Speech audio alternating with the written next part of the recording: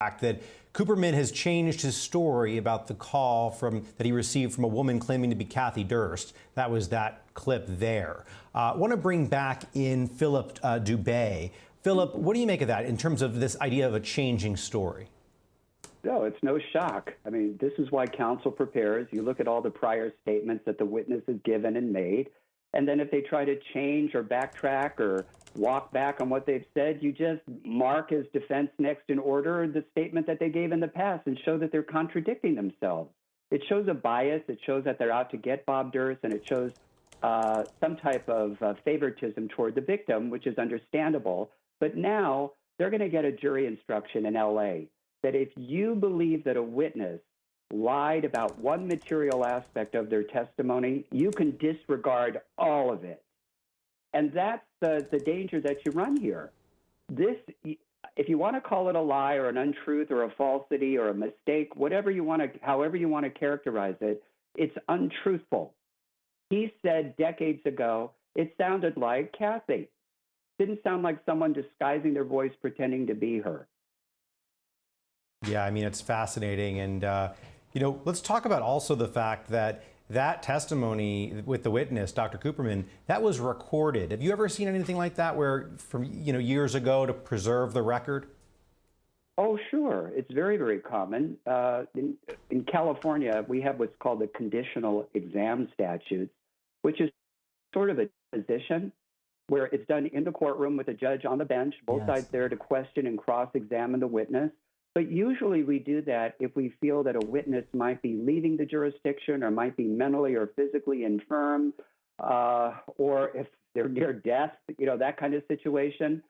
So no, it's not uncommon.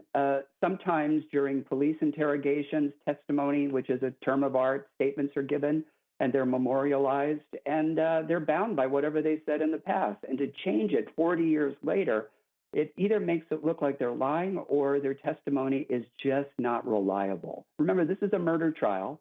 We're not talking about a petty theft or a joyride. All right, well, let's take a clip here. This is direct, where the witness is asked about the likelihood of a medical student calling their dean to call out sick. It goes on, and this is where Susan Berman is possibly the one who called out sick for Kathy. Let's take a listen. If a medical student was unable to reach a resident, were you directed as medical students, you knew the service that you were reporting to, is that right? Yes. And back then, people had those strange things called pagers, right? Correct.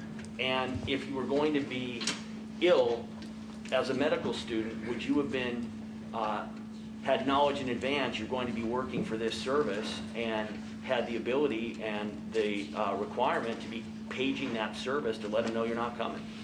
That would be what you would do. Most people didn't have people's phone numbers. It wasn't like today, where everybody has everybody's phone number. We have the numbers, but none of us can actually remember what they are. That's true, too. In your experience, would it be out of the ordinary for a student to call the dean instead of the rotation itself to report an absence? So of all the things that I've thought about since then, that always seemed to me to be a signal. There was something wrong with that. And the reason that something wrong was that would be that if something happened to you today, I don't believe that you would call the mayor or somebody in the highest level of California. Now you supervised. This was like a number 2 level. You supervised actually everybody in the end. Every dean at Einstein eventually reported to you. Is that correct? Correct. Have you ever heard in your 40-year career of a medical student calling a dean instead of the rotation that they're going to be showing up to, that they're due to show up to, instead of that rotation to report that they're ill? I have never heard that. And doctor, you indicate you supervise 50,000 people, is that correct? Have you ever had one of your Oh, I'm sorry, yes, correct. I apologize. You ever had one of your employees call you up a lower level employee, not the person, the number 2 or the number 3, but somebody who is a little bit down the chain, to inform you that they're going to be sick that day? Never. So sounds like such a glaring error there that they're pointing to, that if it was Susan Berman who made that call, it just wouldn't make sense. It was an order, a command issue. That was a second-in-command person. Philip Dube, to bring you back in on this. I mean, is that a smoking gun? Is that enough? No. To prove that there's a murder? Absolutely not. Remember, we had the other doctor who said it sounded like her on the phone, right? Just because somebody calls in and says, yeah, hello, Dean, I'm not feeling well, I'm not going to be in today, would you immediately jump to the conclusion that that person has been murdered and perhaps buried in the Pine Barrens somewhere, never to be found? It's absurd. You don't make those quantum leaps. Now, again, we're in that building block stage. This is the first of baby steps into the disappearance of Kathy McCormick, and they're trying to draw that nexus.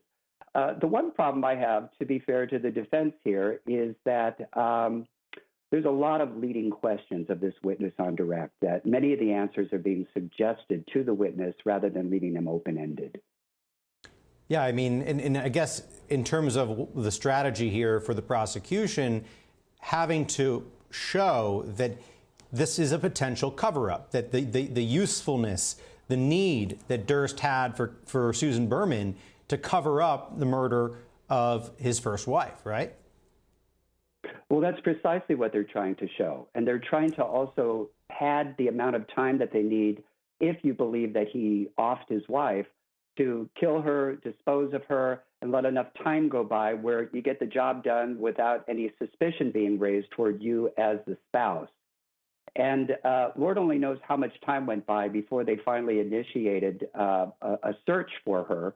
But apparently the timeline shows that it didn't take very long, actually, before folks noticed that she was just missing. All right, well, let's just take a quick break, but much more on the trial of Robert Durst when we come right back.